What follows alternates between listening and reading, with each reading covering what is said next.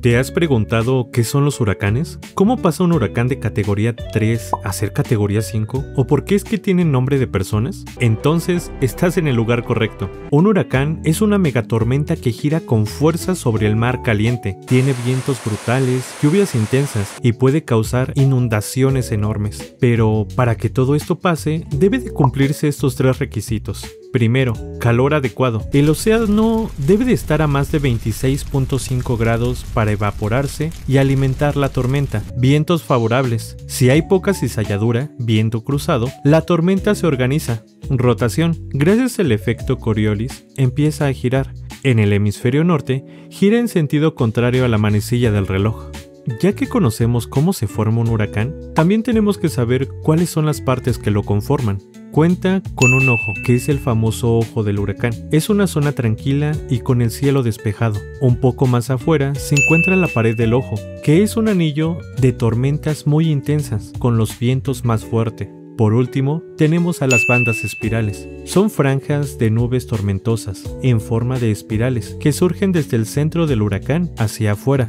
Por si fuera poco, los huracanes cambian su intensidad. Déjate explico bien cómo funciona. Cuando hablamos de un huracán y de sus categorías, nos referimos a la velocidad del viento con la que avanza. Siendo así, el huracán de categoría 1 tiene una velocidad de 119 a 153 km sobre hora, provocando daños leves, ramas caídas, inundaciones menores. Categoría 2 tiene una velocidad de 154 a 177 km sobre hora, daños moderados, techos dañados, árboles arrancados. Categoría número 3, y es la más popular, tiene una velocidad de 178 a 208 km sobre hora, y esto sí ocasiona daños graves, edificios débiles destruidos, inundaciones severas. Categoría 4 tiene una velocidad de 209 a 251 km sobre hora. Los daños son extremos, paredes derribadas, zonas inhabitables por semanas. Y categoría número 5 tiene una velocidad mayor a 252 km sobre hora, de ahí en adelante, ya que es la última categoría. La destrucción es catastrófica, edificios arrasados, evacuaciones masivas y muchas personas muertas. ¿Y por qué un huracán tiene el nombre de mi ex? Muy buena pregunta. La Organización Meteorológica Mundial, la OMM, asigna el nombre en listas rotativas, ya que un nombre es más fácil de recordar que números o coordenadas técnicas. En total, hay 6 listas predefinidas,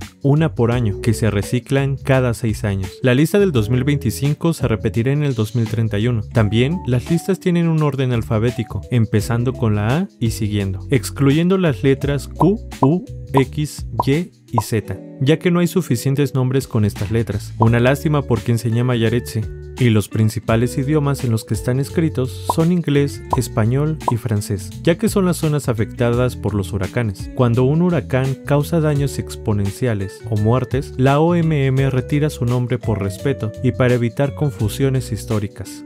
Las zonas más afectadas en México tras el paso de huracanes son dos: el Golfo de México, donde están los estados de Veracruz, Quintana Roo, Yucatán, Campeche, Tamaulipas y Tabasco, y el Océano Pacífico, donde están los estados de Guerrero, Oaxaca, Michoacán, Colima, Jalisco y Nayarit. Y las temporadas donde los huracanes son más frecuentes son dos. En el Atlántico es del 1 de junio al 30 de noviembre, siendo el pico más alto en septiembre, y en el Pacífico, que empieza el 15 de mayo y termina el 30 de noviembre. Así que ya sabes un poco más de los huracanes. Si vives cerca de estos estados, mucho cuidado. Ten siempre a la mano un kit de emergencia. Protege las ventanas, amarra bien tu tinaco y ponle tu nombre. Eso fue todo por hoy. Comenta qué tema te gustaría saber en un próximo video.